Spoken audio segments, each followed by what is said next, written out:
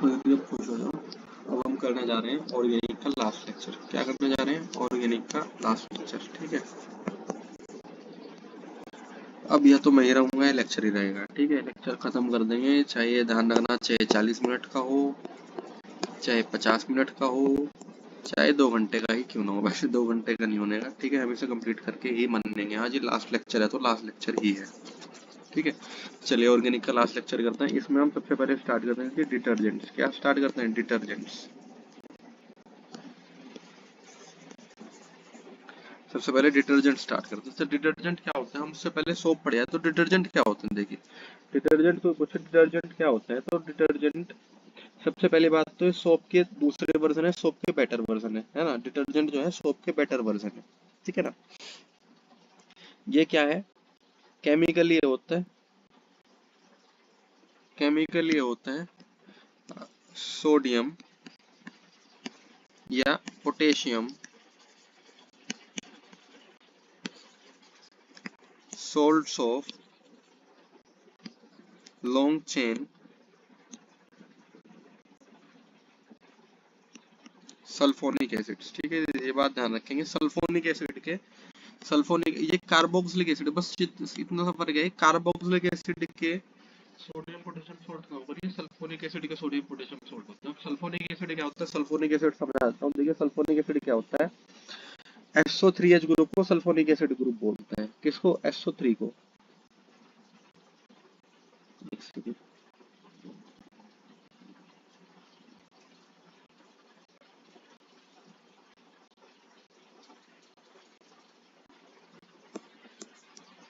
SO3H group को बोलते हैं सल्फोनिक एसिड ग्रुप। क्या बोलते हैं? आपने ऑर्गेनिक में पढ़ा होगा, आपका ध्यान आ रहा होगा। ठीक है, SO3H ग्रुप को बोलते हैं सल्फोनिक एसिड ग्रुप। ठीक है, COH नहीं होता, SO3H होता है।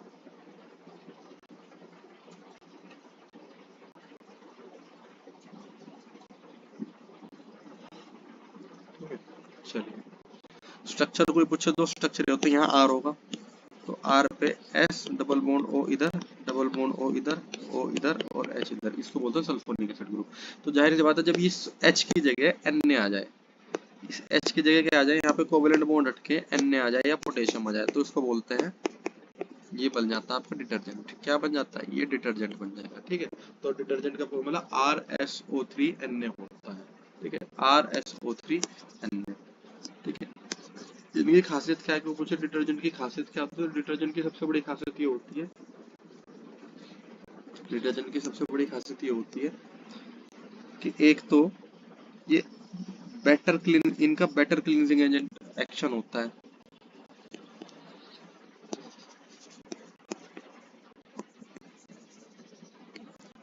सोप के मुकाबले, ठीक है, सोप से बढ़िया क्लींजिंग एक्शन होता है। दूसरा, do not form scum even in hard water, यानी कि हार्ड वाटर में भी स्कम नहीं बनाते। यानी कि सीधी सी बात है, ये काम कर सकते हैं, can work well in hard water. Hard water में बहुत अच्छा काम करते हैं, कोल्ड वाटर में भी बहुत अच्छा काम करते हैं। किसमें? कोल्ड वाटर में बहुत अच्छा काम करता है। ये बात ध्यान रखेंगे, सोप जो है ठंडे पानी में बहुत अच्छी नहीं घुलती। आपने नोटिस करा होगा, ठंडे पानी में अगर धोने चलो तो सोप अच्छे से नहीं धो पाती, सोप अच्छे से क्लीन नहीं कर पाती ठंडे पानी में। लेकिन डिटर्जेंट क्या है, ठंडे पानी में भी करता है और हार्ड वाटर में भी करता है। ठीक है ना, ये बात ध्यान रखें। अब हम करेंगे टाइप्स ऑफ डिटर्जेंट। क्या करेंगे? टाइप्स ऑफ डिटर्जेंट करेंगे। ठीक है, types of detergent.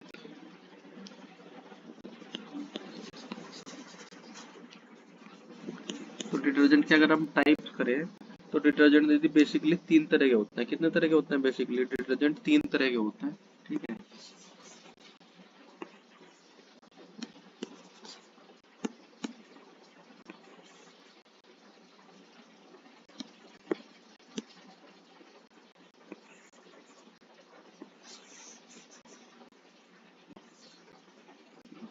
Detergent basically 3 तरह के होते हैं। एनायनिक डिटर्जेंट्स, ठीक है, दूसरा होता है कैटायनिक डिटर्जेंट्स, कैटायनिक डिटर्जेंट सबसे महंगे वालों में से होते हैं। दूसरा होता है नॉन आयनिक होता है सबसे महंगे वालों में से, नॉन आयनिक डिटर्जेंट्स, ठीक है, नॉन आयनिक डिटर्जेंट्स। अब देखिए एनायनिक में क्या होता है, एनायनिक में ध्यान रखना, एनायनिक में आपका क्लींजिंग एक्शन एनायन के द्वारा होगा।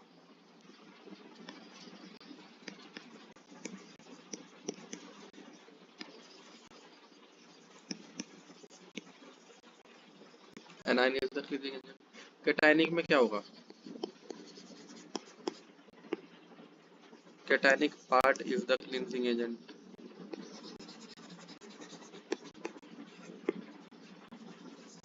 ठीक है, नॉन आयनिक में क्या होगा, नॉन आयनिक में कोई आयन ही नहीं होता। ठीक है, इसकी इसकी कहानी थोड़ी देर में बताऊंगा। एनायनिक की अगर डेफिनेशन लिखें, एनायनिक की अगर हम डेफिनेशन लिखें तो एनायनिक की डेफिनेशन क्या होती है, तो ये क्या होता है, ये होता है सोडियम सोल्ट ऑफ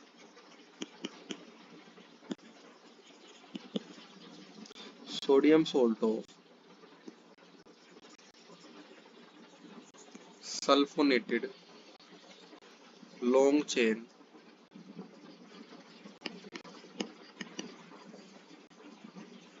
एल्कोहल्स और हाइड्रोकार्बन। ठीक है, लंबे चेन के हाइड्रोकार्बन, लंबे चेन के हाइड्रोकार्बन मतलब इतनी खूब खूब लंबी चेन के हाइड्रोकार्बन का सल्फोनेटेड सोडियम, मान लिया ऐसे SO3। बस ये आपका क्या है, ये आपका एनायनिक डिटर्जेंट है, सबसे कॉमन तरह का डिटर्जेंट होता है, ये सबसे कॉमन तरह का डिटर्जेंट होता है। इसके एग्जांपल लिखवा देता हूँ मैं आपको, एग्जांपल लिखना, एग्जांपल लिखेंगे थी। सबसे पहला एग्जांपल है CH3 और CH2 रिपीटेशन हो रहा है 10 बार, तो मैं इतनी लंबी चेन नहीं बनाऊंगा, इतनी लंबी चेन नहीं बनाऊंगा, सीधा लिख दूंगा CH2 होल 10, फिर CH2, फिर O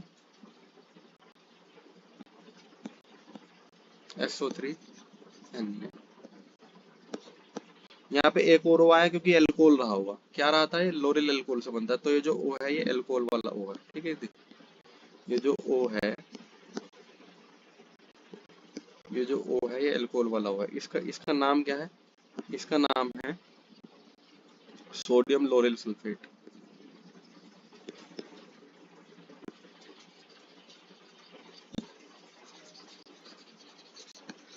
सोडियम लोरिल सल्फेट। ठीक है, ये बात ध्यान रखिएगा।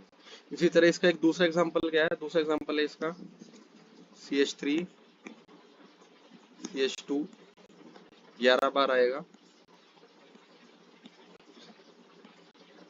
फिर बेंजीन आएगी, फिर क्या आएगा SO3 आएगा, अन्य आएगा। इसका नाम है sodium dodecyl benzene sulphonate, sodium dodecyl benzene sulphonate. ठीक है, ये भी एनायनिक है क्योंकि इनके अंदर जो क्लींजिंग एक्शन है वो सोडियम थोड़ा ना करेगा, सोडियम तो कटायन है, क्लींजिंग एक्शन यहाँ पे एनायनिक पार्ट करेगा, साफ करने का काम कौन करेगा, एनायनिक करेगा। ठीक है, ये बात ध्यान रखेंगे। इनके बारे में एक और चीज, ये मोस्ट कॉमन तरह के होते हैं, ये सब दुनिया में सबसे ज्यादा यही पाए जाते हैं, ये मोस्ट कॉमन है, most common type of detergent.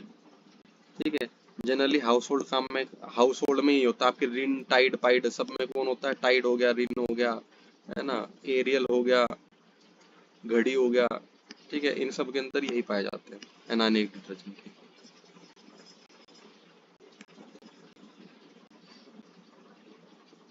ठीक है, और साथ ही साथ ये टूथपेस्ट में भी मिलते हैं, टूथपेस्ट में भी मिलते हैं, ये बात ध्यान रखेंगे, नोट करेंगे, टूथपेस्ट में भी एनायनिक डिटर्जेंट ही होते हैं दीदी। ठीक है ना। अच्छा, यहाँ पे एक और चीज आपको लिखवा देता हूँ, ये दोनों डिटर्जेंट, ये भी और ये भी दोनों बायोडिग्रेडेबल है। क्या है ये, बायोडिग्रेडेबल।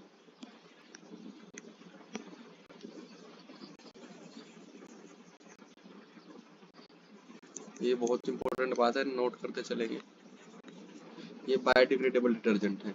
तो बायोडिग्रेडेबल डिटर्जेंट के नाम पे हमें दो डिटर्जेंट याद रखने हैं, रख लेना है, एक सोडियम लोरेल सल्फेट, एक सोडियम डोडेसिल बेंजीन सल्फोनेट। दोनों के दोनों बायोडिग्रेडेबल डिटर्जेंट है। क्यों, रीजन बोलेंगे, because because they contain only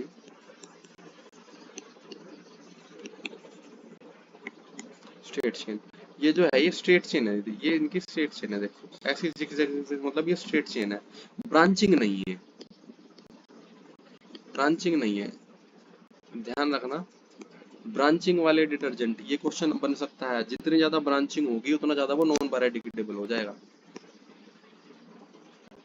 क्योंकि ब्रांच डिटर्जेंट्स जो होते हैं वो नॉन बायोडिग्रेडेबल होते हैं। वो क्या होते हैं, वो नॉन बायोडिग्रेडेबल होते हैं।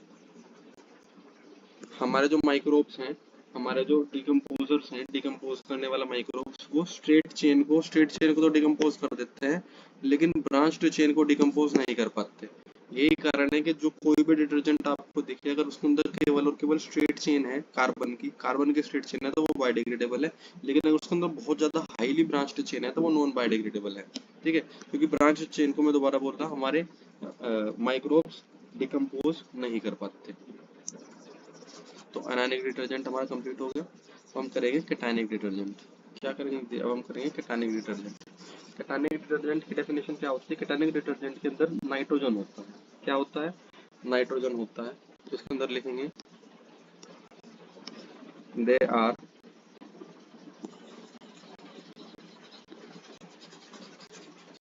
Quaternary ammonium salts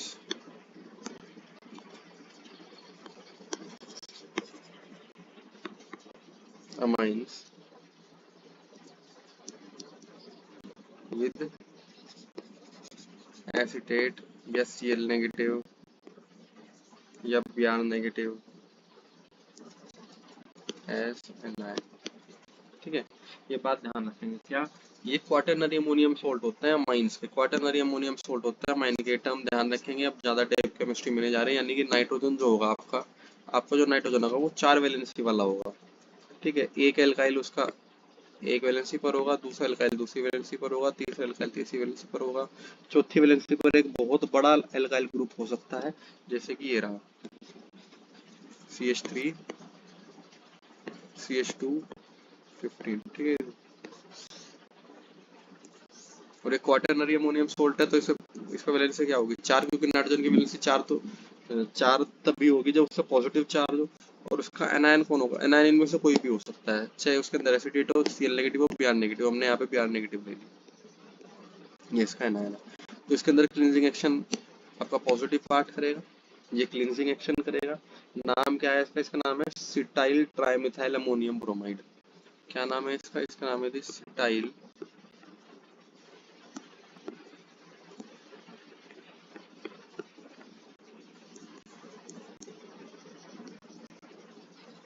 cetyl trimethyl ammonium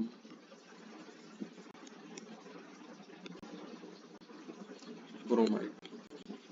cetyl trimethyl ammonium bromide इस कंपाउंड का नाम है। ठीक है, ये बहुत एक्सपेंसिव होते हैं,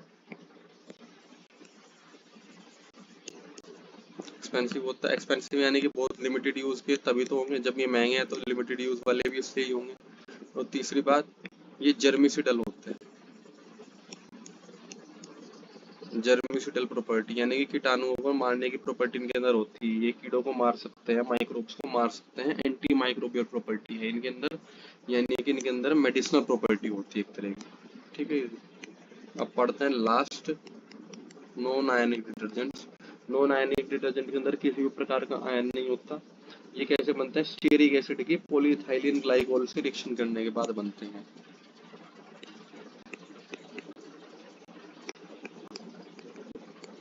स्टीयरिक एसिड की रिएक्शन करवाओ,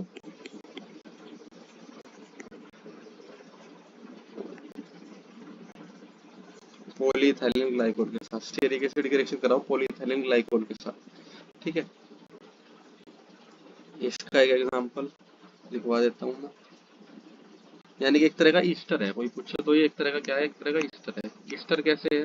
क्योंकि स्टीयरिक एसिड तो एक तरह कार्बोक्सिलिक एसिड है, ग्लाइकोल एक तरह का एल्कोहल होता है, तो कार्बोक्सिलिक एसिड प्लस एल्कोहल बना के क्या बनाते हैं?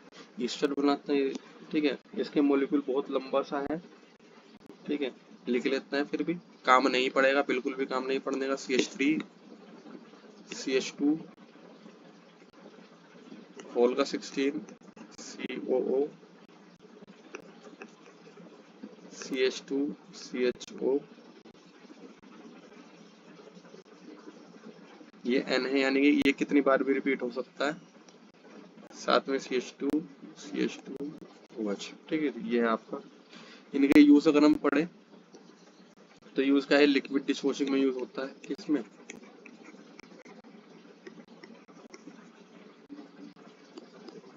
ये लिक्विड डिशवॉशिंग में यूज होता है,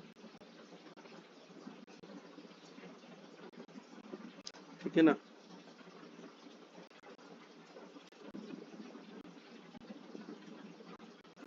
बस इसके अलावा हमें कुछ नहीं पढ़ना। इसके अलावा लास्ट में हमारी ये कंडीशन ध्यान रखनी है,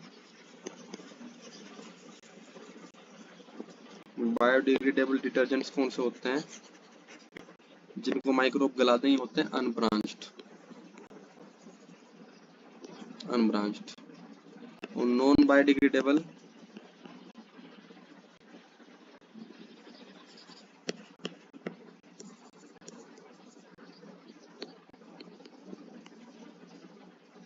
ये होते हैं हाईली ब्रांच, ठीक है। ये देखो तो हमारा डिटर्जेंट भी कंप्लीट हो गया। अब हम कर रहे हैं अपनी last heading, carboxylic acid preparation and properties, carboxylic acid preparation and properties. अब इस क्लास में हम खत्म ही करके चलेंगे वो चीज, बहुत दिन हो गए क्विकली।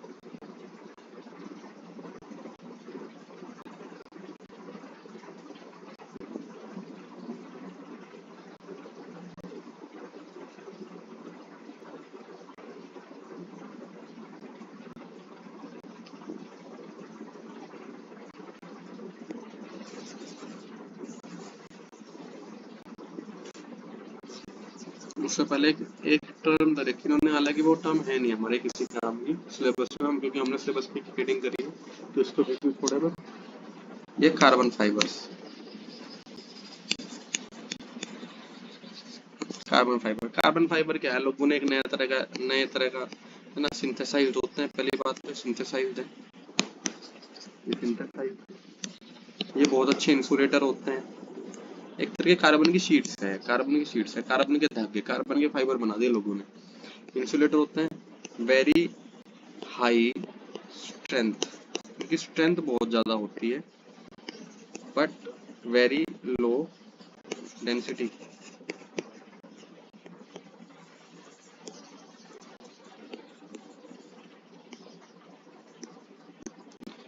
इनके बारे में एक चीज ध्यान रखिएगा, इनकी स्ट्रेंथ बहुत हाई होती है, मजबूत बहुत होता है, लेकिन डेंसिटी बहुत कम होती है, फोम से भी कम डेंसिटी, यानी कि फोम से भी हल्के होंगे।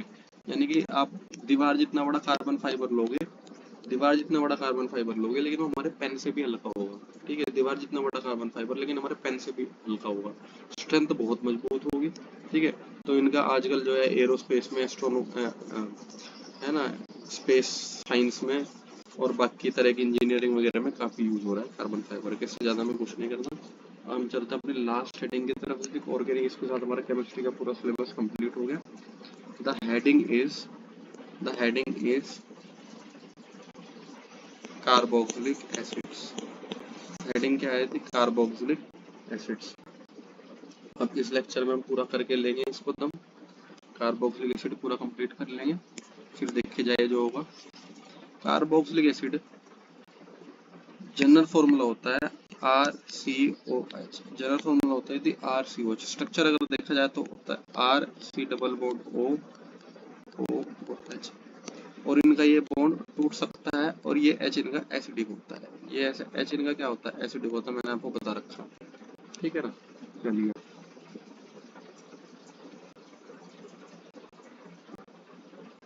और मैंने आपको क्या बताया, इनके अंदर कार्बन नंबर अगर 15 या 15 से ज्यादा हो तो इनको फैटी एसिड भी बोल दिया जाता है, ठीक है। जैसे कि C17 H35 COOH, ये एक इसका नाम होता है स्टीयरिक एसिड। क्या है इसका नाम, स्टीयरिक एसिड। और एक तरह का क्या है, ये एक तरह का फैटी एसिड है। क्योंकि इसके अंदर 17 कार्बन है, 17 15 से ज्यादा हुआ है ना। चलिए अब हम पढ़ते हैं इनका नॉमेनक्लेचर। इनका नॉमेनक्लेचर एक बार पढ़ते हैं। होमोलोगस सीरीज मान लो कुछ ही मान लो, तो दुनिया का सबसे पहला एसिड होता है HCOOH, यानी कि R की जगह आपने H रख दिया, तो इसका नाम होता है, इसका कॉमन नेम होता है, इसका कॉमन नेम ऊपर लिखते हैं, आई पे यहाँ लिखते हैं। इसका नाम है फॉर्मिक एसिड, कॉमन नेम है इसका फॉर्मिक एसिड। फॉर्मा यानी कि चींटियों के अंदर मिलने वाला। किसके अंदर मिलने वाला? चींटियों के अंदर मिलने वाला। पहले भी पढ़ा चुका मैं आपको, ये होता है फॉर्मिक एसिड, चींटियों के अंदर मिलने वाला। और आईपेक नेम है इसका मिथेनोइक एसिड, आईपेक नेम है मिथेनोइक एसिड। दूसरा है CH3COOH, CH3COH कॉमन नेम है एसिटिक एसिड, सिरके के अंदर मिलने वाला। और आईपेक नेम है इथेनोइक एसिड, आईपेक नेम है इथेनोइक एसिड। इधर हमारा CH3 CH2COOH, कॉमन नेम छोड़ो, वैसे प्रोपियोनिक एसिड होता है, प्रोपियोनिक एसिड। आईपेक नेम होगा प्रोपेनोइक एसिड, क्योंकि कार्बन नंबर के आधार पर लिख रहे हैं ना, एक कार्बन है तो मिथेनोइक एसिड, दो है तो इथेनोइक, तीन है तो प्रोपेनोइक। इसी तरह एक और अगर चार आ जाए, मान लिया CH3 CH2 CH2 COOH, ठीक है, ये अगर आ जाए तो इसका कॉमन नेम होगा ब्यूटाइरिक एसिड, कॉमन नेम होगा ब्यूटाइरिक एसिड। लेकिन आईपेक नेम होगा यदि ब्यूटेनोइक एसिड, आईपेक नेम होगा ब्यूटेनोइक एसिड, ये बात ध्यान रखेंगे। अच्छा एक और चीज आपको बता दूं, COH जनरली क्या है? जनरली टर्मिनल ग्रुप है। कैसा ग्रुप है? टर्मिनल, यानी कि हमेशा एंड पे तो मिलेगा, बीच में तो मिल ही नहीं सकता जनरली, ठीक है ना। ये जनरली टर्मिनल ग्रुप होता है। एरोमेटिक कार्बोक्सिलिक एसिड भी कर लेता है। एरोमेटिक कार्बोक्सिलिक एसिड यानी कि जब बेंजीन पे COH ग्रुप लगा हो, एरोमेटिक कार्बोक्सिलिक एसिड है जब बेंजीन पे COH ग्रुप लगा हो, ठीक है। तो उसको देख लेते हैं एक बार, देखिए। तो जब बेंजीन पे COH ग्रुप लगा हो तो इसका आईपेक और कॉमन नेम दोनों एक ही है। इसको हम बोलते हैं जी बेंजोइक एसिड। क्या बोलते हैं इसको? Benzoic acid. क्या बोलते हैं? Benzoic acid. और मैं एक चीज आपको बहुत पहले बता चुका हूँ, इंपॉर्टेंट, मैंने कहा एसिटिक एसिड और बेंजोइक एसिड के सोडियम सोल्ट बहुत अच्छे प्रिजर्वेटिव होते हैं। जैसे एसिटिक एसिड का सोडियम सोल्ट क्या होगा? एसिटिक एसिड का सोडियम सोल्ट होगा CH3CONA, इसको बोलते हैं सोडियम एसिटेट। और इन भाई साहब का सोडियम सोल्ट क्या होगा? बेंजोइक एसिड का सोडियम सोल्ट होगा ये।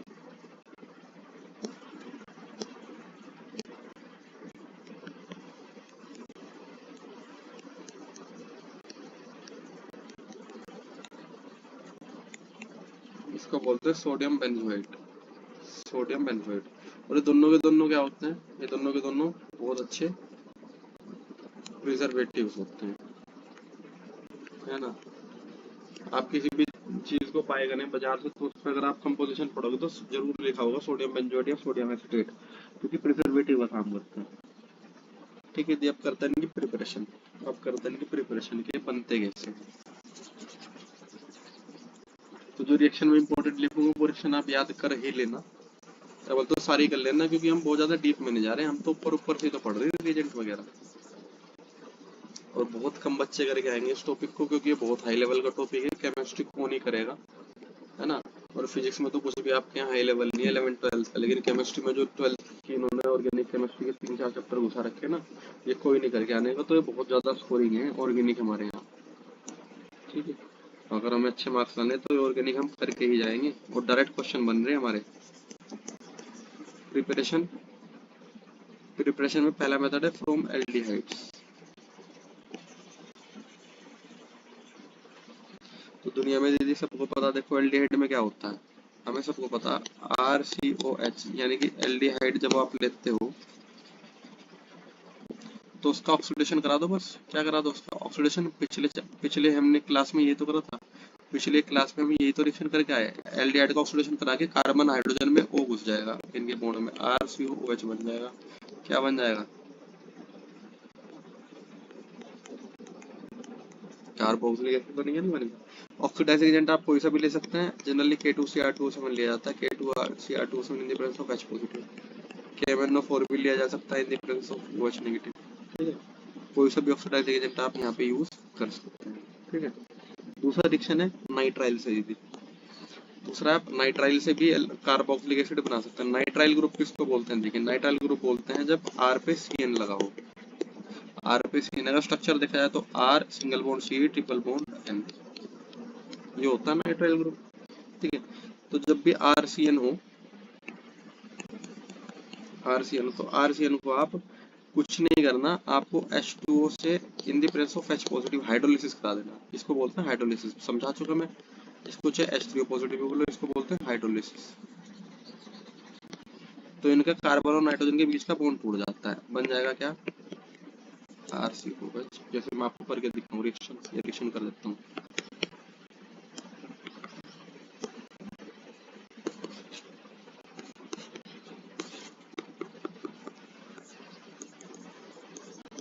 क्या बनेगा? बन जाएगा नहीं बन जाएगा? इसी तरह मान लिया मैंने कोई कुछ भी ले रखा मैंने, बस अगर CN है तो आपको आप ही को ये करना, कुछ नहीं करना, CN की जगह COH लगा देना। CN की जगह COH लगा देना। मान लिया ये है,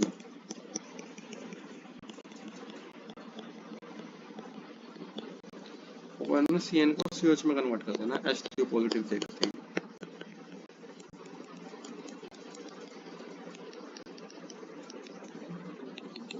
ठीक है, ये रिएक्शन हो गई हमारी। तीसरा मेथड ऑफ प्रिपरेशन है फ्रॉम एल्काइल बेंजीन। तीसरा प्रिपरेशन का मेथड है from alkyl benzene.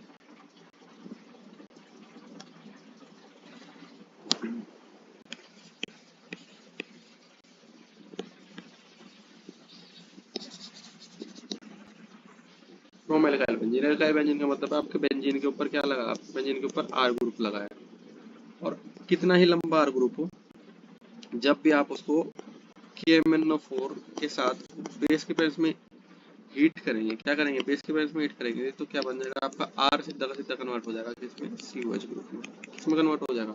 COH group में। बात ध्यान रखेंगे, कुछ भी हो सकता है, मिथाइल भी हो सकता है, इथाइल भी हो सकता है, प्रोपाइल भी हो सकता है, जनरली ब्यूटाइल तक चलता है। कहाँ तक चलता है? Generally butyl. तो कितनी लंबी चेन क्यों ना हो बेंजीन के ऊपर। अब ये बैलेंसिंग नहीं करेंगे हम, ठीक है ना, मैं करा रहा है क्योंकि 12th में ही नहीं करता बैलेंसिंग बच्चे, बैलेंसिंग करने की जरूरत नहीं होती। मैंने चलो इथाइल लिख दिया, इथाइल बेंजीन है। क्या नाम है इस कंपाउंड का? इस कंपाउंड का नाम है वैसे इथाइल बेंजीन। और जब ये मेरे बोर्ड में आया था क्वेश्चन, मेरे आज भी ध्यान है, KMnO4, लास्ट क्वेश्चन यही था, KMnO4 के साथ in the presence of OH negative arrange complete direction, question mark लगा रखा था। ठीक है, क्वेश्चन मार्क तो लगाते हैं, मतलब लिख देते हैं A B C D लिख देते हैं। तो क्या बनेगा? आपको केवल ये करना है, इस पूरी चेन को हटा के आपको COH लिख देना है। क्या लिख देना आपको? बस COH। ठीक है, तो आपने क्या करना है, पूरे के पूरे एल्काइल ग्रुप को किसमें कन्वर्ट कर दिया? COH ग्रुप में आपने कन्वर्ट कर दिया, बेंजीन पे। ठीक है, चाहे यहाँ पे मिथाइल भी होता, मान लिया मिथाइल भी होता, आपने क्या यूज करा? KMnO4 ने प्रेजेंस ऑफ OH नेगेटिव करा, तो क्या हो गया? बस यहाँ COH बन गया बस। ठीक है ना, बाकी कुछ भी होता बॉन्ड टच रहता। ठीक है, ये बात ध्यान रखिए।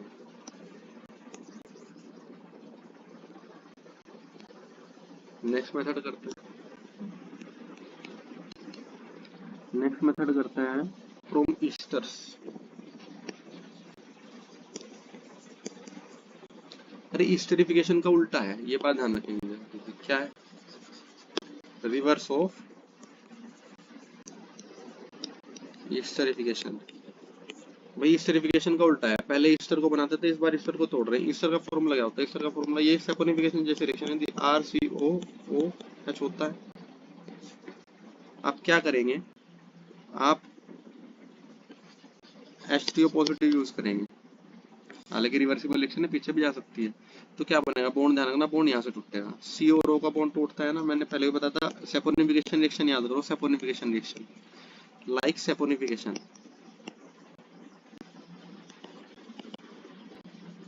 सैपोनिफिकेशन अगर आप याद करेंगे तो क्या होगा दीदी? ईस्टर में तो यहाँ R होगा ना, इसमें तो यहाँ R डैश होता है, RCOO R डैश। तो सैपोनिफिकेशन अगर आप याद करें तो यहाँ पे आ जाएगा OH, यहाँ पे आएगा H। तो कहानी क्या बन जाएगी, R C double bond O O H, और साथ में क्या निकल जाएगा आर डैश का OH। तो ये बन गया आपका कार्बोक्सिलिक एसिड और ये बन गया आपका अल्कोहल। तो सीधे सी बात जाना नहीं, कार्बोक्सिलिक एसिड हमेशा सी डबल बॉन्ड ओ वाले ग्रुप से बनेगा, सी डबल बॉन्ड ओ वाले ग्रुप ही कार्बोक्सिलिक एसिड बनेगा, और ये बचा हुआ जो ग्रुप है ये अल्कोहल बनाएगा। ठीक है, जैसे मैं आपको रिएक्शन करके दिखाता हूँ, कंडीशन ही है, टिपिकल लेते हैं ना, benzene C double bond O O CH3, sorry उल्टा लिखेंगे CH2 CH3। ठीक है, इसका हाइड्रोलिसिस करवा दिया मैंने, H3O पॉजिटिव।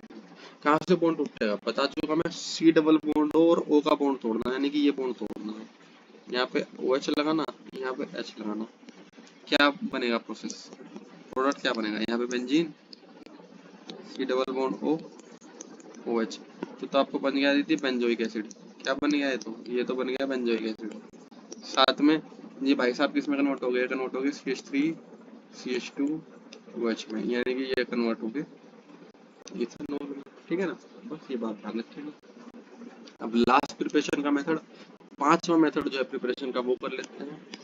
प्रिपरेशन का पांचवा मेथड जो है कार्बोक्सिलिक एसिड की प्रिपरेशन का लास्ट मेथड जो है, ठीक है, वो भी देख लेते हैं। वो है लास्ट मेथड हमारा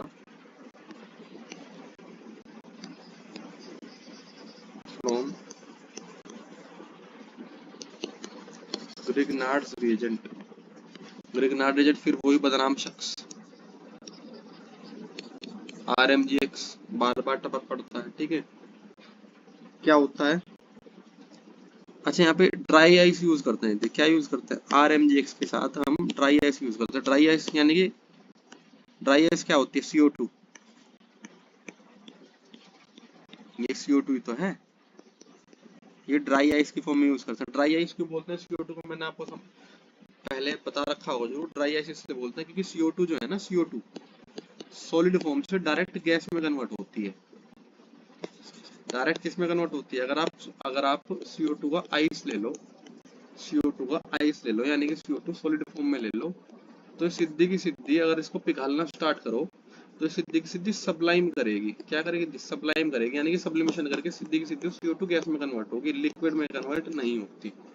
तो यानी कि अगर आप इसको टच भी करोगे तो हाथ गिल्ला नहीं होगा। हाथ गिल्ला क्यों नहीं होगा, आपने ड्राई आइस को टच करा, हाथ तो हाथ भाप बन जाएगी उंगली पे, है ना, इसमें वेटिंग प्रॉपर्टी है ना, ये गिल्ली या वेट नहीं होती, इस वजह से इसको ड्राई आइस बोला जाता है। क्या बोलते हैं इसको, ड्राई आइस बोलते हैं। देखो होगा क्या, आप ड्राई आइस यूज करोगे यानी कि CO2 यूज करोगे,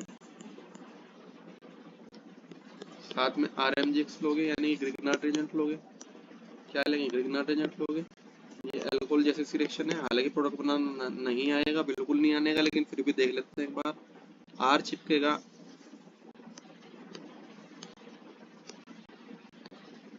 R चिपकेगा कार्बन पे, Mg चिपकेगा ऑक्सीजन पे।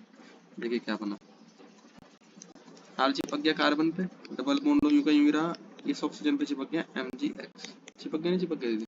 अब इसका क्या करेंगे, अब इसका कर दो हाइड्रोलिसिस। हाइड्रोलिसिस जो कि हम बचपन से करते हैं, हाइड्रोलिसिस मैंने आपको बता रखा, हाइड्रोलिसिस में क्या करते हैं, H3O पॉजिटिव यूज करते हैं, और यहाँ पे आपका O और Mg का बॉन्ड टूट जाएगा, यहाँ पे आपका H लगना, तो अल्टीमेटली क्या बन जाएगा, RCOH। तो सीधी सी बात है, आपको कुछ नहीं करना, आपको इस R में COH जोड़ देना है, ग्रिग्नार्ड एजेंट वाले R में आपको COH जोड़ देना है, और वो CO आया कहाँ से, वो आया CO2 से। कहाँ से आया, वो CO2 से। जैसे कि मैं आपको रिएक्शन करा दूँ, रिएक्शन ही है CH3 CH2 MgBr की रिएक्शन CO2 से हो रही। सब्जेक्टिव तो हम करके दिखाते हैं, तो डायरेक्ट कर देना है, और हाइड्रोलिसिस भी हमने करा दिया है कहीं, तो आपको कुछ नहीं करना, आपको इस R ग्रुप में CH3 CH2 में OH COOH जोड़ देना, क्योंकि एक C यहाँ से आएगा ना भाई। देखो जितने कार्बन इसमें थे, तो एसिड में N+1 कार्बन बनेंगे ना, तो 2 कार्बन का ये है, 1 कार्बन यहाँ से आ गया, तो एसिड का क्या बनेगा, एसिड बनेगा CH3 CH2 CO। ठीक है दीदी, तो ये क्या बन गया आपका, इथाइल मैग्नीशियम ब्रोमाइड से क्या बन गया,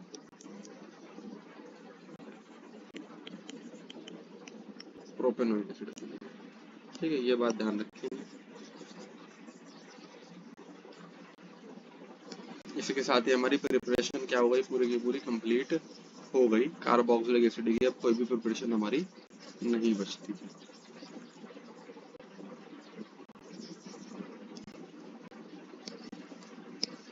अब हम करते हैं इनकी फिजिकल प्रॉपर्टीज। क्या करते हैं इनकी फिजिकल प्रॉपर्टी, यानी कि देखने भालने में कैसे हैं, ठीक है, इनका बॉइलिंग पॉइंट कैसा, मेल्टिंग पॉइंट कैसा, ये सब चीजें हम करने जा रहे हैं इनकी।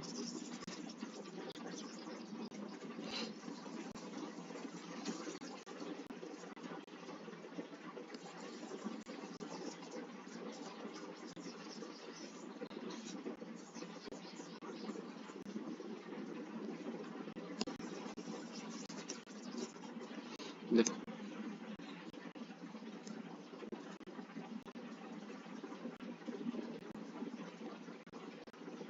ना, बस ये मानो 20 मिनट का और लेक्चर रह गया।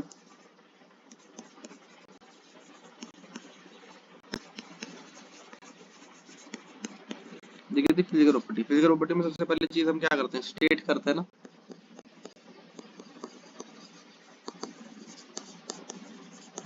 तो फिजिकल स्टेट में एक बात ध्यान रखेंगे, फिजिकल स्टेट में क्या होता है,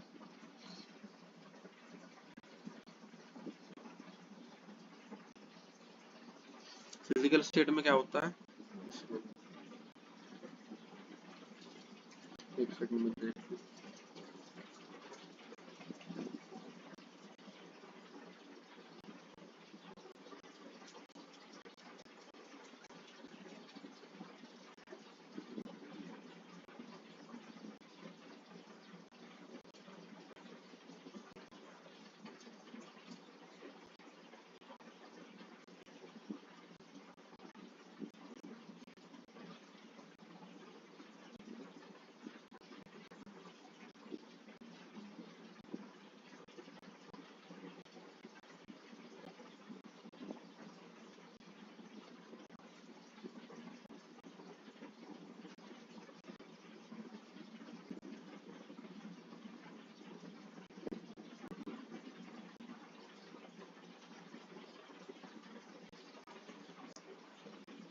हाँ देखिए,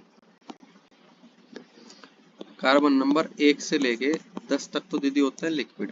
क्या होता है, लिक्विड विद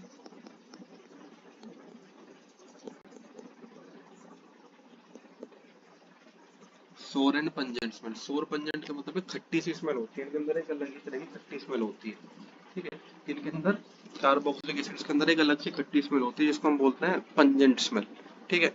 तो 10 कार्बन तक तो लिक्विड होते हैं। 10 से ज्यादा कार्बन अगर होंगे, जैसे कि हम लिख लेते हैं 10 से ज्यादा कार्बन यानी कि 11 से आगे, यानी कि मतलब कार्बन 11, कार्बन 11 और उससे आगे वाले, कार्बन 11 और उससे आगे वाले क्या होते हैं यदि, वैक्स लाइक सॉलिड्स होते हैं। क्या होते हैं, वैक्स लाइक सॉलिड, यानी कि मोम जैसे सॉलिड, यानी कि सॉफ्ट सॉलिड होंगे। कैसे होंगे, सॉफ्ट सॉलिड। अच्छा, बोर्ड में एक बार क्वेश्चन आया था, ऐसा कौन सा कार्बोक्सिलिक एसिड है, क्योंकि देखो जो फैक्ट है वही मैं आपको बता रहा, वैसे अल्कोहल में तो नहीं होता, वरना मैं आपको वहां भी बताता ना, हाइड्रोकार्बन में होता वरना वहां भी बताता। लेकिन कार्बोक्सिलिक एसिड में एक ऐसा कार्बोक्सिलिक एसिड है जो कि वैक्स लाइक सॉलिड नहीं बल्कि क्रिस्टलाइन सॉलिड होता है, except benzoic acid. Benzoic acid, benzoic acid एक ऐसा एसिड है जो कि क्रिस्टलाइन सॉलिड होता है। क्रिस्टलाइन सॉलिड का मतलब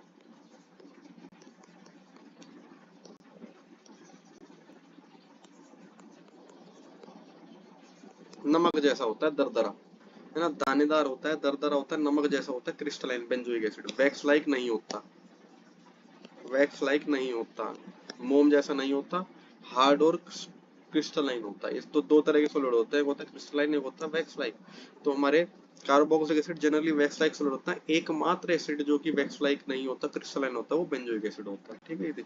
अच्छा, वैक्स लाइक सॉलिड, ऐसे नरम सॉलिड्स को एमोर्फस सॉलिड भी बोला जाता है। क्या बोला जाता है, एमोर्फस, एमोर्फस, ठीक है।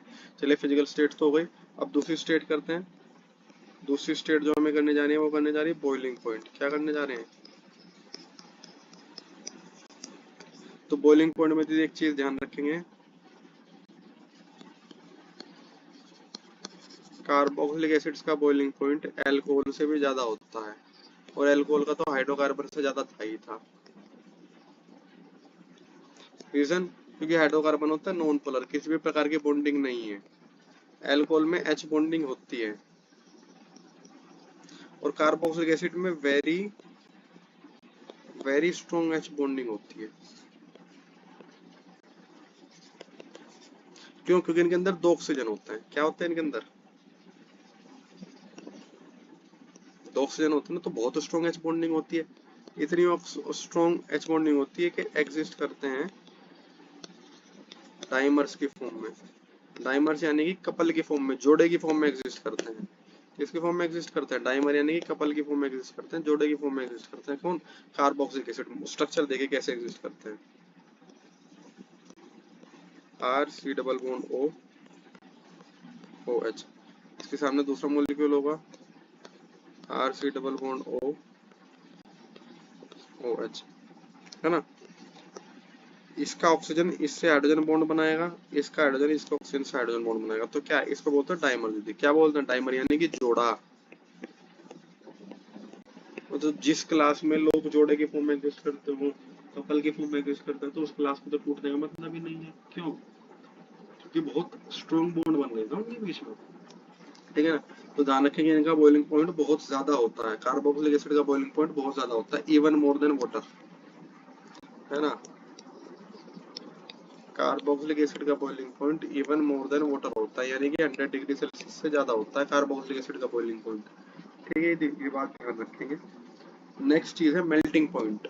नेक्स्ट चीज है मेल्टिंग पॉइंट। मेल्टिंग पॉइंट किसी का नहीं पढ़ते, केवल कार्बोक्सिलिक एसिड का ही पढ़ते हैं।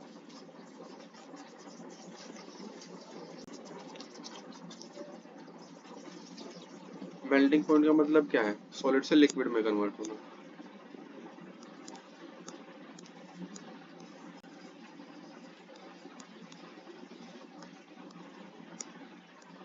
मेल्टिंग पॉइंट का मतलब है वो सॉलिड से लिक्विड में कब कन्वर्ट होता है। तो उसके बारे में एक चीज ध्यान रखेंगे दीदी।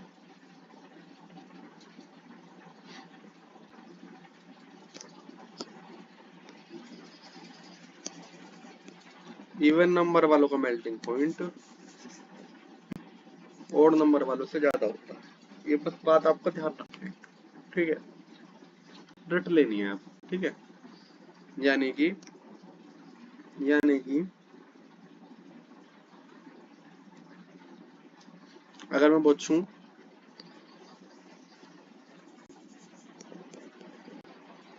ब्यूटानोइक एसिड का मेल्टिंग पॉइंट, तो इसका मेल्टिंग पॉइंट प्रोपेनोइक एसिड से तो ज्यादा है ही है।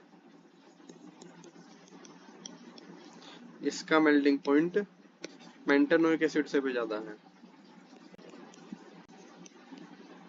भाई ब्यूटानोइक एसिड के अंदर 4 कार्बन है, तो ये प्रोपेनोइक यानी कि 3 वाले से भी ज्यादा है, और 5 वाले से भी ज्यादा है इसका मेल्टिंग पॉइंट। ठीक है, ये हालांकि ज्यादा लंबा नहीं चलता रूल, ये only and only up to 12 carbon तक लगता है। कहाँ तक लगता है? 12 कार्बन तक लगता है। तो ऐसा तो फेल रूल है, लेकिन फिर भी याद करेंगे कि इवन नंबर वालों की मेल्टिंग पॉइंट ओड वालों से ज्यादा होती है। क्यों? क्योंकि इवन नंबर के अंदर मोर सिमेट्री होती है, मोर सिमेट्री, और ओड नंबर के अंदर होती है लेस सिमेट्री। ओड नंबर वाले के अंदर कम सिमेट्री होती है, और कम सिमेट्री होगी तो कम मेल्टिंग पॉइंट है, क्योंकि उनका सॉलिड अच्छे से नहीं बनेगा, ठीक है, सॉलिड वीक बनेगा। और पढ़ते हैं लास्ट हेडिंग है केमिकल प्रॉपर्टी। लास्ट हेडिंग है केमिकल प्रॉपर्टी। सिलेबस बहुत ज्यादा था आपका ऑर्गेनिक का, सब कुछ ही दे रखा था, मतलब ठीक है, सब कुछ ही दे रखा था, लेकिन कोई नहीं, हमने कर दिया। अब हम फिजिक्स स्टार्ट करेंगे। मेरा फिजिक्स का बहुत मन कराने में, फिजिक्स करेंगे अब हम स्टार्ट, और केमिस्ट्री के टेस्ट देंगे लगातार, है ना। हर जो है हर हफ्ते हमारा केमिस्ट्री का टेस्ट हुआ करेगा, ठीक है।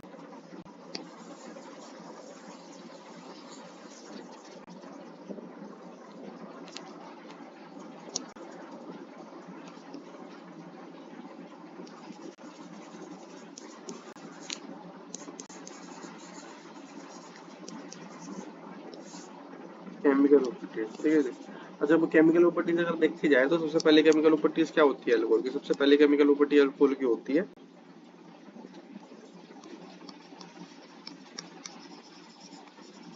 Acidic nature. सबसे पहले केमिकल प्रॉपर्टी क्या होती है अल्कोहल की? Acidic nature. हाँ, ये एसिडिक होता है। कैसे एसिडिक होता है? RCOH को जब भी पानी में घोला जाए, किस में घोला जाए? पानी में, तो किसमें टूटते हैं? टूटते हैं RCOO नेगेटिव साथ में H पॉजिटिव।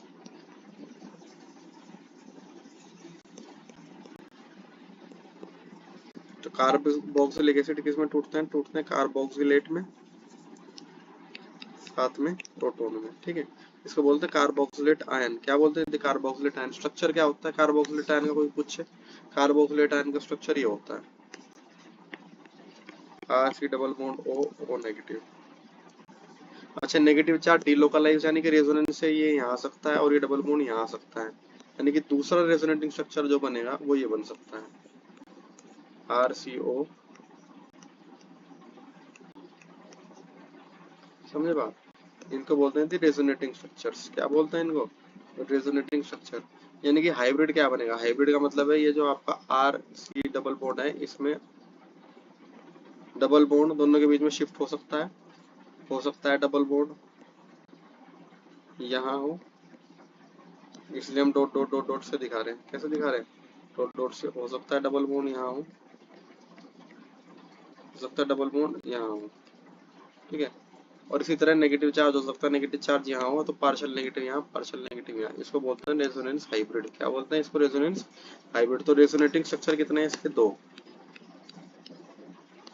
ये तो है इसके रेजोनेटिंग स्ट्रक्चर्स।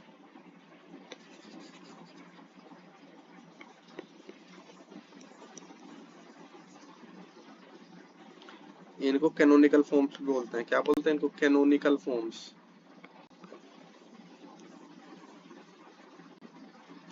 और ये एक इसको बोलते हैं resonance hybrid.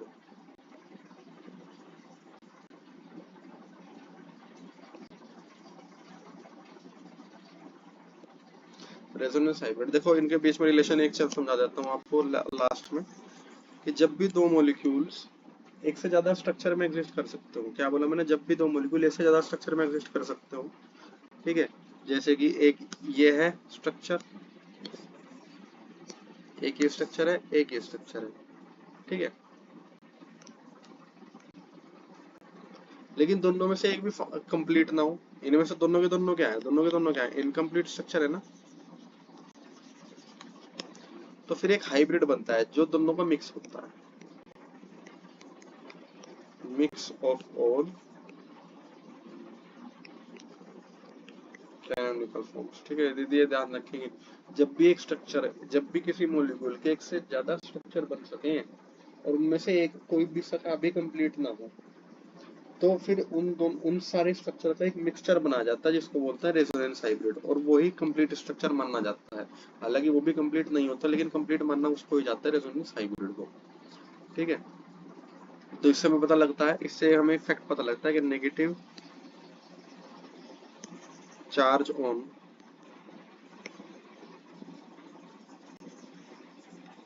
carboxylate ion is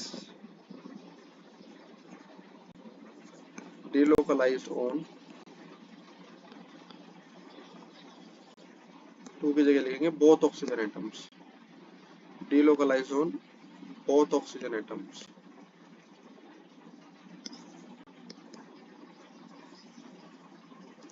Therefore carboxylate anion is highly stable. ठीक है, ये बात ध्यान रखिए, कार्बोक्सिलेट आयन में एक नेगेटिव चार्ज होता है, वो नेगेटिव चार्ज दोनों ऑक्सीजन पे नाचता रहता है। ठीक है, कभी इस ऑक्सीजन पे नाचेगा तो डिलोकलाइज होगा, कभी दूसरे ऑक्सीजन पे नाचेगा तो दोनों ऑक्सीजन पे नेगेटिव चार्ज डिलोकलाइज है इस वजह से। और ध्यान रखिए जितना ज्यादा डिलोकलाइजेशन होगा, ये बात ध्यान रखिए, केमिस्ट्री का बहुत कॉन्सेप्ट, डीप कॉन्सेप्ट है, स्टेबिलिटी उतनी ज्यादा होगी जितना ज्यादा क्या होगा? डिलोकलाइजेशन। ठीक है, जितना ज्यादा डिलोकलाइजेशन यानी कि नाचना, यानी कि स्प्रेड, यानी कि कैनोनिकल फॉर्म्स का नंबर जितनी ज्यादा कैनोनिकल फॉर्म्स होंगी उतना ज्यादा डिलोकलाइजेशन होगा, उतना ज्यादा स्टेबिलिटी होगी किसी भी मॉलिक्यूल की। ठीक है ना। चलिए अब आगे चलते हैं। अब हम ट्रेंड पढ़, अब इसको हम प्रूव, अब हम इसका वो पढ़ देते हैं प्रूफ। चलो ट्रेंड पढ़ते हैं, पहले ट्रेंड पढ़ते हैं। ठीक है।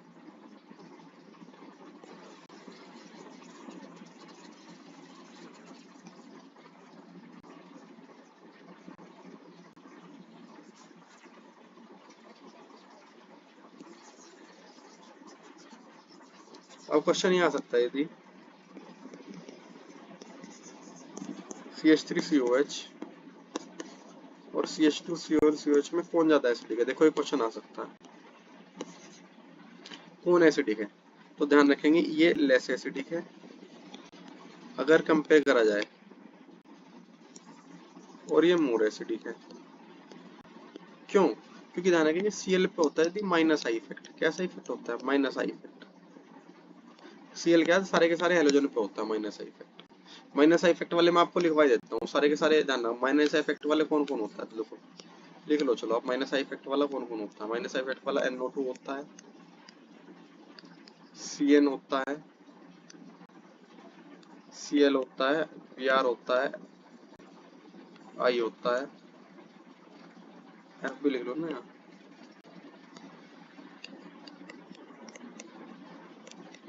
सबसे ज्यादा तो NO2 का होता है। ठीक है। उसके अलावा NO2 से भी ज्यादा अगर किसी का होता है तो वो होता है आपका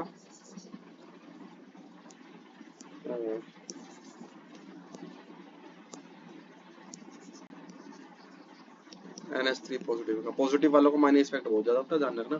NH3 positive, NO2, CN, FCl, Br सबको माइनस इफेक्ट होता है। माइनस आई इफेक्ट का मतलब क्या है? इलेक्ट्रॉन पुलर हैं ये, इलेक्ट्रॉन खींचेंगे अपनी तरफ, अपनी तरफ, अपनी तरफ खींचेंगे। इलेक्ट्रॉन पुलर का मतलब इलेक्ट्रॉन विड्रॉ करेंगे। क्या करेंगे दीदी? विड्रॉ, इलेक्ट्रॉन निकाल लेंगे। तो Cl क्या कर रहा है? Cl इलेक्ट्रॉन को खींच रहा है अपनी तरफ। Cl इलेक्ट्रॉन को कह रहा है भाई मेरी तरफ आ जा, मेरी तरफ आ जा, मेरी तरफ आ जा। Cl इलेक्ट्रॉन को खींच रहा है अपनी तरफ। तो OH का बॉन्ड क्या हो जाएगा? OH का बॉन्ड वीक हो जाएगा। OH का बॉन्ड क्या हो जाएगा? वीक हो जाएगा। वीक हो जाएगा यानी कि मतलब H जल्दी डिसोसिएट हो जाएगा। H जल्दी डिसोसिएट हो जाएगा मतलब मोर एसिडिक, मोर एसिडिक। जबकि इसमें क्या है? इसमें CH3 है, CH3 उल्टा क्या लगा रहा? CH3 उल्टा प्लस आई इफेक्ट लगा रहा, प्लस आई इफेक्ट लगा रहा। यहाँ माइनस आई इफेक्ट लग रहा। यहाँ कौन सा इफेक्ट लग रहा? यहाँ माइनस आई इफेक्ट लग रहा। ठीक है ना, ये बात ध्यान रखेंगे। वहाँ प्लस आई लग रहा है, यहाँ माइनस आई इफेक्ट लग रहा। यानी कि प्लस आई से तो इलेक्ट्रॉन क्या हो रहा? मजबूत हो रहा है, यहाँ पे वीक हो रहा। ठीक है। इसी तरह अगर इससे भी ज्यादा देखा जाए तो इनसे भी ज्यादा ये होगा एसिडिक। देखो CCl3COOH, इसमें 3 Cl है। इसमें कितने Cl हो गए? इसमें 3 Cl हो गए। देखो इस कार्बन पे 3 Cl, एक Cl ये, एक Cl ये, एक Cl ये भी खींच रहा, ये भी खींच रहा और ये भी खींच रहा। ठीक है। तो ये क्या होगा? ये मोस्ट एसिडिक होगा इन सब में, मोस्ट एसिडिक। ठीक है, ये बात ध्यान रखेंगे, सबसे ज्यादा एसिडिक है। अच्छा, इनसे भी ज्यादा एसिडिक कौन होगा? इनसे ज्यादा एसिडिक F वाला होगा। क्यों? F वाले की इलेक्ट्रोनेगेटिविटी तो ज्यादा तगड़ी होती है।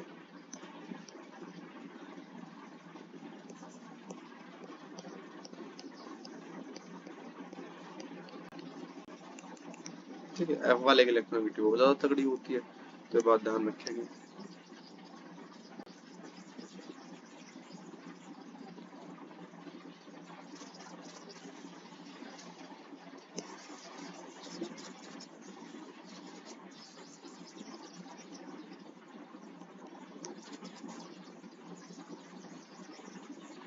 इसी तरह दे दिए तो स्ट्रेट चेन की बात होगी। अगर आप रिंग की बात करें, किसकी बात करें? यानी कि बेंजोइक एसिड की बात करें,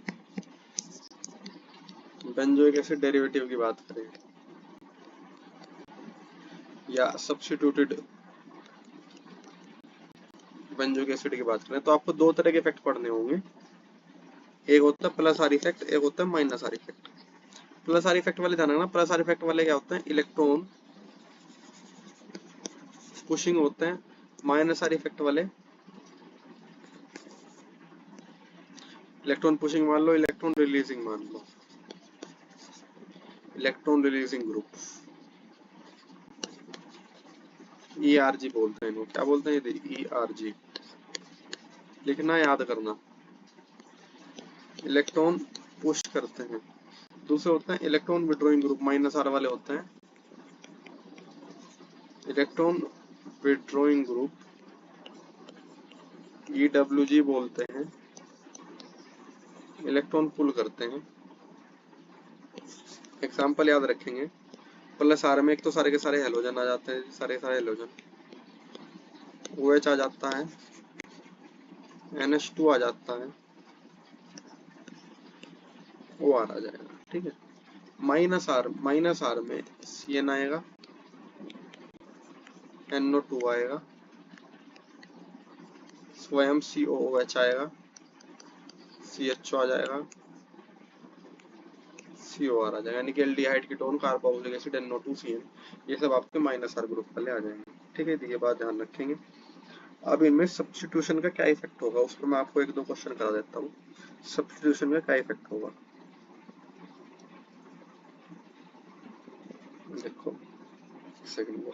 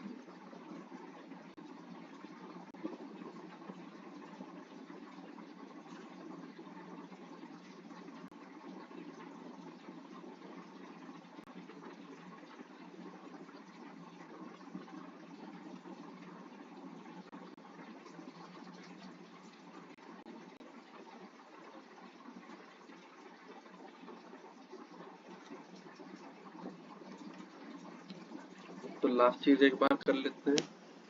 +R इफेक्ट वाले सारे के सारे क्या करते हैं,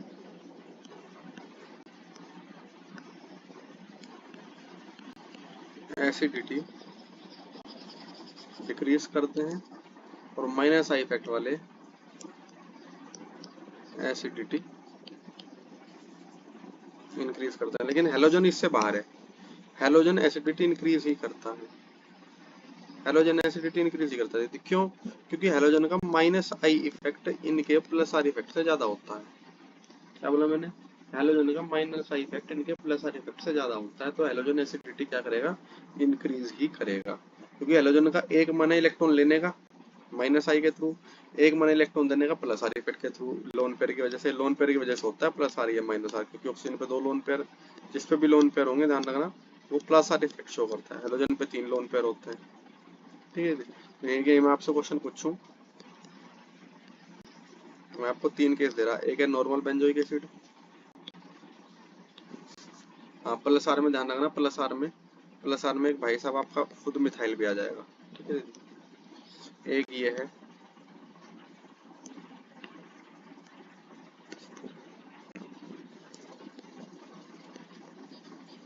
एक ये है,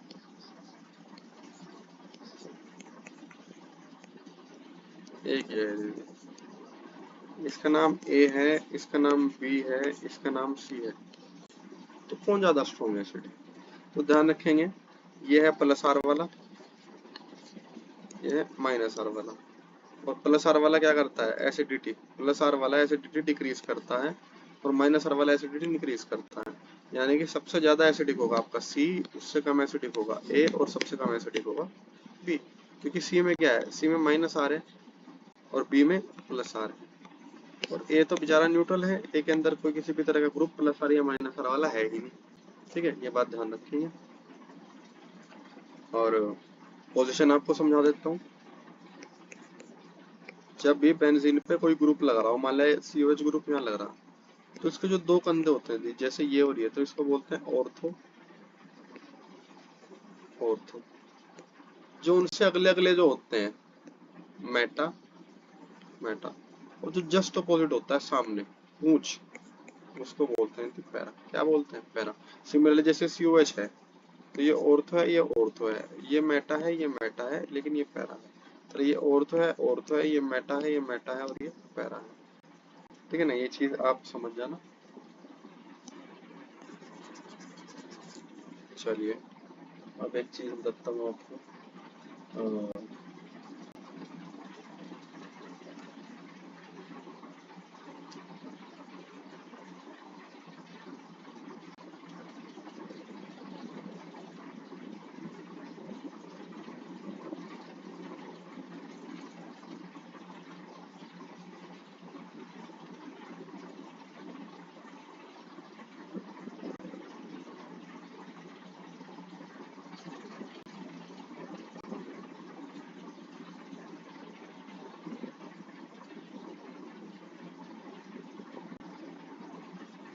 ठीक है, चलिए तो अब यहाँ पे एक लास्ट ट्रेंड और कर लो एसिडिटी का, कि दुनिया में carboxylic acid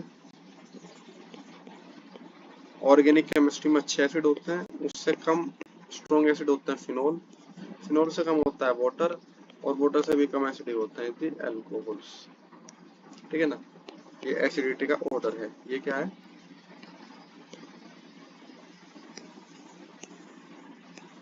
order of acidic strength. ठीक है, चलिए अब करते हैं एसिडिटी को प्रूव करने वाली केमिकल रिएक्शन। एसिडिटी को प्रूव करने वाली केमिकल रिएक्शन क्या है? ऐसी कौन सी केमिकल रिएक्शन है जिससे प्रूव हो जाता है कि हमारे कार्बोक्सिलिक एसिड्स एसिडिक होते हैं नेचर में? तो देखिए,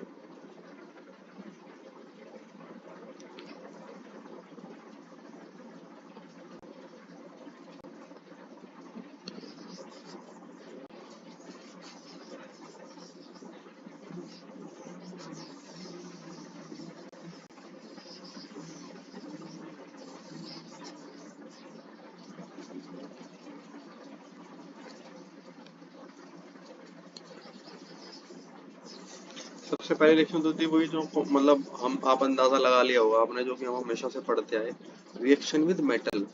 किसके साथ reaction? Reaction with metal. Metal के साथ जब रिएक्शन करते हैं तो कोई भी एसिड हो क्या रिलीज करता है? हाइड्रोजन रिलीज करेगा और अपना क्या बनाएगा? अपना सोल्ट बनाएगा। तो देखिए कि क्या कार्बोक्सिलिक एसिड भी ऐसा करता है? एक बार कंफर्म करके देखते हैं, केमिकल रिएक्शन उसकी पढ़ते हैं कि कार्बोक्सिलिक एसिड भी ऐसा ही करेगा। तो देखो,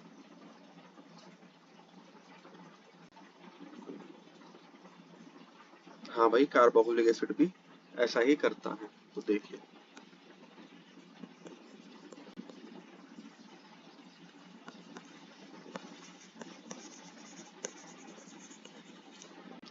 आपका कोई भी कार्बोक्सिलिक एसिड होगा, RCOH होगा मान ले, वो मान ले आपने किसी भी मेटल सोडियम के साथ ठहरा दो, तो क्या होगा? H रिप्लेस हो जाएगा, RCON निकल जाएगा, साथ में हाइड्रोजन गैस निकलेगी। बैलेंस करेंगे तो यहाँ पे भी 2 आएगा, यहाँ पे भी 2 आएगा, और यहाँ पे भी 2 आ जाएगा। अगर आप सोडियम यूज करेंगे, मैग्नीशियम यूज करेंगे, RCOH के साथ जिंक यूज करेंगे, जिंक, तो क्या हो जाएगा? RCOO होल ट्वाइस जिंक आएगा। क्यों? क्योंकि जिंक की वैल्यू 2 होती है, तो यहाँ 2 लगाना पड़ेगा।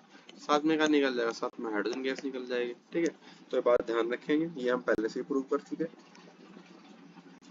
दूसरा क्या है?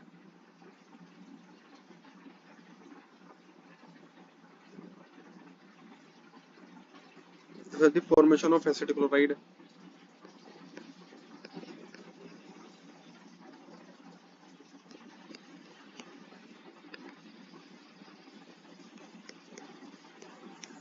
Formation of acid chloride. Acid chloride मैं आपको बता चुका बहुत पहले, एसिडिफिकेशन की रिएक्शन के साथ पढ़ी थी। एसिड क्लोराइड RCOCl को बोलते हैं एसिड क्लोराइड। ठीक है, क्या होता है? आप अपने कार्बोक्सिलिक एसिड को, दुनिया में कोई भी कार्बोक्सिलिक एसिड हो, चाहे तो PCl3 से रिएक्ट करवाओ, चाहे PCl5 से, HiSOCl2 से, ध्यान रखना RCOH को अगर मैं ऐसे तोड़ के लिख दूं तो आपका OH रिप्लेस हो जाएगा, OH रिप्लेस हो जाएगा और बनेगा क्या, RC डबल बॉन्ड OC। क्या बनेगा थी, RC डबल बॉन्ड OCl। तो ये आपका कार्बोक्सिलिक एसिड से, कार्बोक्सिलिक एसिड से क्या बन गया, एसिड क्लोराइड। OH से Cl रिप्लेस हो जाती है, ठीक है, सॉरी Cl से OH रिप्लेस हो जाता है मतलब, ठीक है, ये बात ध्यान रखेंगे।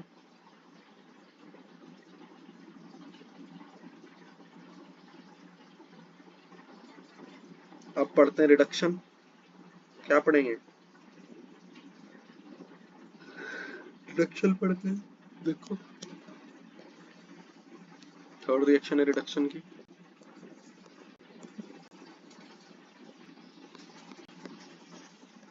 रिडक्शन तो कार्बोक्सिलिक एसिड का जब रिडक्शन करेंगे तो सबसे स्ट्रॉन्गेस्ट रिड्यूसिंग एजेंट यूज होता है जनरली। कौन सा एजेंट यूज होता है, स्ट्रॉन्गेस्ट रिड्यूसिंग एजेंट यूज होता है जनरली, वो होता है LiAlH4। कौन सा यूज होता है, LiAlH4। क्या करता है, क्या करता है, आपके सारे OH ग्रुप को हटा देगा, ठीक है, और यहाँ पे क्या ले आएगा, यहाँ पे 2 हाइड्रोजन यहाँ लाएगा, 1 हाइड्रोजन यहाँ लाएगा, ठीक है ना, और 1 हाइड्रोजन, ब्लू पेन से लिख देता हूँ, मतलब आपको वैसे ध्यान रखने की जरूरत नहीं है लेकिन मैं फिर भी समझा रहा हूँ। 1 हाइड्रोजन यहाँ लाता है, 2 हाइड्रोजन कार्बन पे लाएगा, 1 हाइड्रोजन यहाँ लाएगा, यानी कि ये तो H2 बना के निकल जाएगा भाई, ये तो H2 बना के निकल गया, निकला नहीं निकला, साथ में क्या निकल जाएगा आपका, साथ में निकल जाएगा आपका RCH2OH, ठीक है दीदी, यानी कि कार्बोक्सिलिक एसिड का रिडक्शन करने पर क्या बना आपको, अल्कोहल बन गया, वो भी बन गया अल्कोहल। जैसे मैं आपको दूं, सपोज कर लो मैंने बेंजोइक एसिड लिया और मैं कहने लगूं मैंने बेंजोइक एसिड पे LiLH4 यूज करा, तो बताओ क्या बनेगा, तो कुछ नहीं बनेगा थी बेंजोइक एसिड, बेंजीन नुकी नुकी रहेगी, COOH की जगह CH2OH लिख दो बस। क्या करना, मैं दोबारा बता रहा हूँ, COOH की जगह CH2OH लिखना है, COH की जगह CH2OH लिखना है, ठीक है। तो बेंजोइक एसिड से क्या बनेगा, एंजाइल अल्कोहल बन गया, नहीं बन गया, ठीक है, इसी तरह ध्यान रखेंगे। नेक्स्ट रिएक्शन है ईस्टरिफिकेशन, यही कहीं कर लेते हैं, कितनी बार करा चुका मैं, है ना, ईस्टरिफिकेशन हम कितनी बार कर चुके हैं।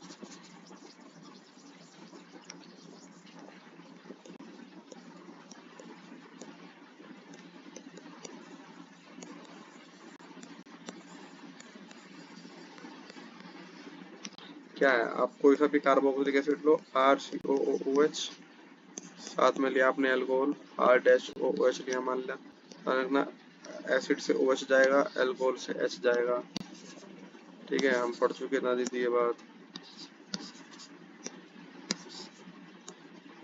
कितनी प्रेजेंस में होती है, कॉन्केस्टोसोफर की प्रेजेंस में होगी reaction, RC double bond O घुमा के OR- लगा दो, यानी कि ईस्टर बन गया, साथ में क्या निकलता है, साथ में H2 निकलता है, और ये रिएक्शन रिवर्सिबल है, पीछे भी जा सकती है। नेक्स्ट रिएक्शन करते हैं, नेक्स्ट रिएक्शन है सोडा लाइम डीकार्बोक्सिलेशन।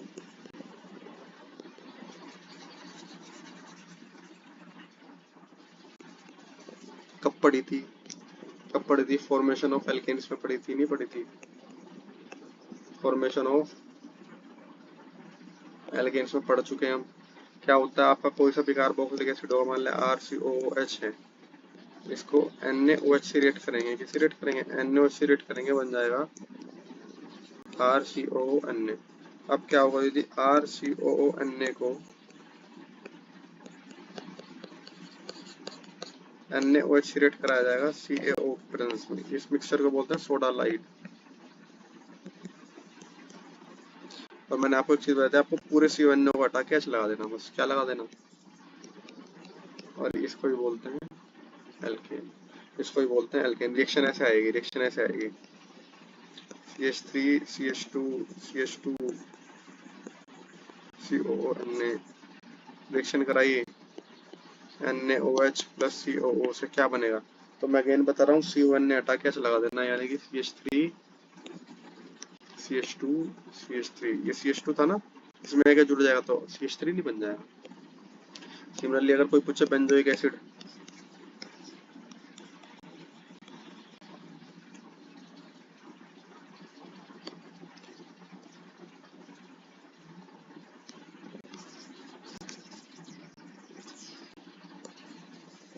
तो पूछे बेंजोइक एसिड था भाई,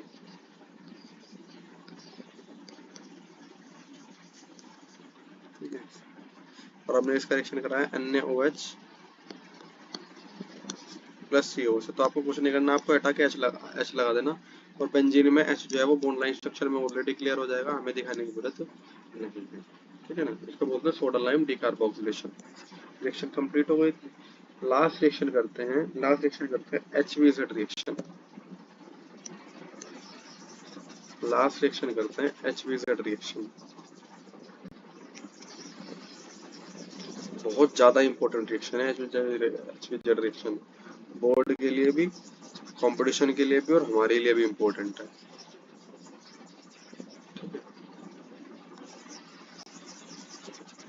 नंबर तो मैं बोलिए किस नंबर की रिएक्शन होगी।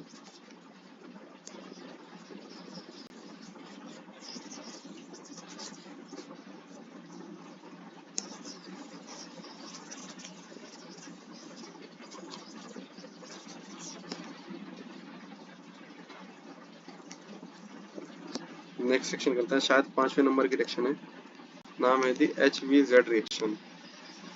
मतलब हर साल बोर्ड में आती है वो रिएक्शन है। फुल फॉर्म है हेल वोल्हार्ड ज़ेलेंस्की रिएक्शन। कुछ नहीं होता, आपका जो भी कार्बोक्सिलिक एसिड है RCH2COH है मान लिया, इसको आप जिस हेलोजन के साथ और रेड फॉस्फोरस के साथ हीट करोगे, P4 का मतलब होता है रेड फॉस्फोरस, तो एक एक करके आपका हाइड्रोजन सब्स्टिट्यूट हो जाएगा। पहले स्टेप में क्या होगा, RCH की जगह क्या लगेगा, X लगेगा, दोबारा फिर रिएक्शन होगी, तो इस बार फिर R पे दोनों जगह X लग जाएगा, यानी कि सीधी बात है, आपका अल्फा कार्बन भाई COH से अगले कार्बन, COH फंक्शनल ग्रुप है, तो COH को अल्फा नहीं बोलेंगे, उससे अगले कार्बन को अल्फा बोलेंगे, तो अल्फा कार्बन पे सब्स्टिट्यूशन होगा। क्या होगा,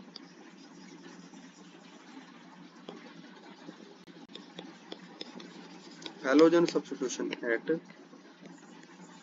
the carbon next to C double OH, यानी कि अल्फा कार्बन, ठीक है। जैसे कि मैं आपके सामने रिएक्शन करवाता हूँ, एक मैंने लिखा CH3 COOH की मैंने रिएक्शन करवाई I2 प्लस P4 के साथ और हीट कर दिया, तो आपको कुछ नहीं करना, आपको CH2 पे एक I लगा देना है, बाकी रिएक्शन सेम है, बाकी कंपाउंड, बाकी स्ट्रक्चर सेम है। आई बात समझ में, ये बात ध्यान रखिए। इसका एक मेन फैक्ट क्या है कि HVZ रिएक्शन में धीरे धीरे एसिडिटी बढ़ जाती है, जैसे ये A है, ये B है, ये C है, तो एसिडिटी अगर देखे जाए, एसिडिक स्ट्रेंथ देखे जाए, तो A से ज्यादा B की होगी और B से ज्यादा C की होगी, ठीक है। क्यों, क्योंकि इसमें हेलोजन नंबर बढ़ रहा है, हेलोजन नंबर बढ़ रहा है, माइनस आई इफेक्ट बढ़ रहा है, कैसा इफेक्ट बढ़ रहा है, माइनस आई इफेक्ट बढ़ रहा है, ठीक है। तो ये बात ध्यान रखेंगे, HVZ रिएक्शन ही होती है, कुछ नहीं होती। इसके बाद एक और रिएक्शन बचती है इलेक्ट्रोफिलिक सब्स्टिट्यूशन। अभी अपने आप में बहुत डीप रिएक्शन है, लेकिन जब कोई नहीं, हम अपने काम के मतलब से करेंगे। इलेक्ट्रोफिलिक सब्स्टिट्यूशन रिएक्शन, छठी रिएक्शन।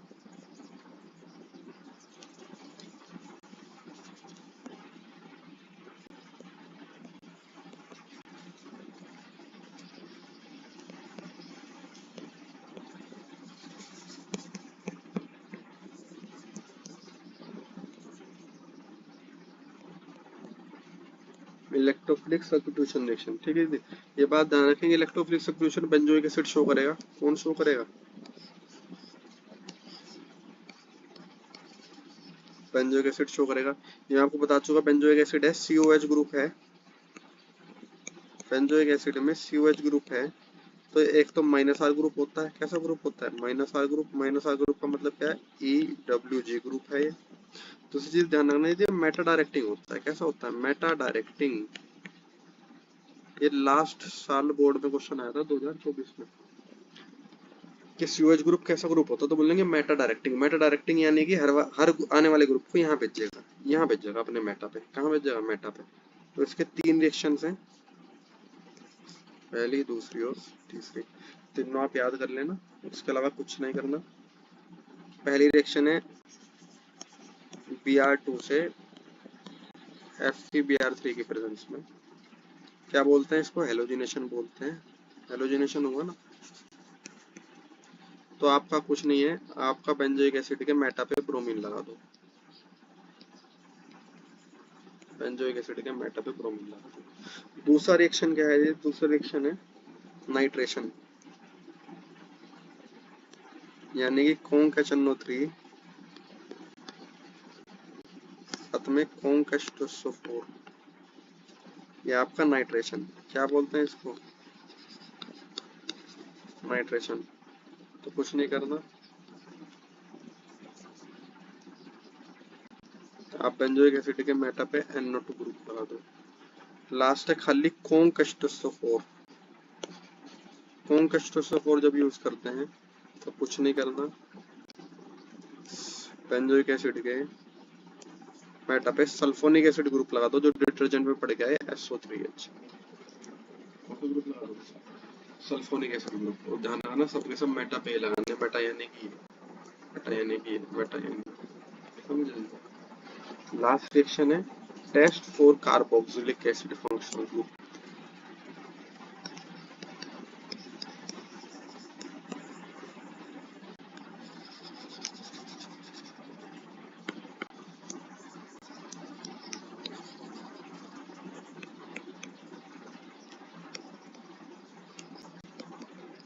लास्ट रिएक्शन दी, आप कैसे पता करोगे कि मैंने जो आपको कंपाउंड दिया वो कार्बोक्सिलिक एसिड ही है।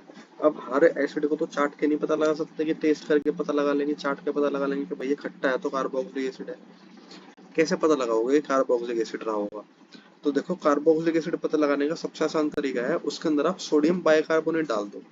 क्या डाल दो, थोड़ा सा सोडियम बाइकार्बोनेट। सोडियम बाइकार्बोनेट का मतलब है NaHCO3। क्या डाल देंगे उसके अंदर, NaHCO3। इसको सोडियम बाइकार्बोनेट टेस्ट भी बोलते हैं, बहुत इंपॉर्टेंट है ना। NaHCO3 यानी कि सोडियम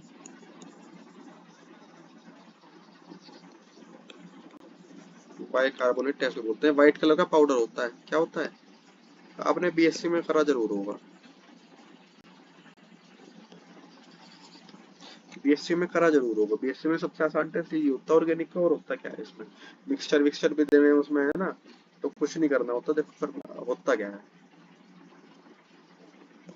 आपके पास जो भी कार्बोक्सिलिक एसिड रहा होगा RCOH, उसमें आप व्हाइट कलर का पाउडर चुटकी भर NaHCO3 डाल दो। चुटकी भर NaHCO3 डाल दो, तो क्या होगा, H की जगह Na लगा दो। पहली बात तो सोडियम सोल्ट बना दो उसका, यानी कि RCOO लगा दिया। साथ में CO2 निकल गई, CO2 यहाँ से निकलेगी, CO2 यहाँ से निकलेगी।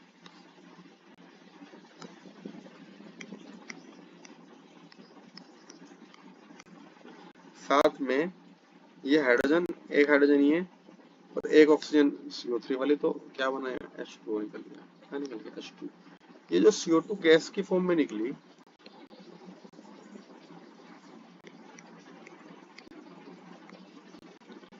ये निकलती है ब्रिस्क एफरवेसेंस की फॉर्म में।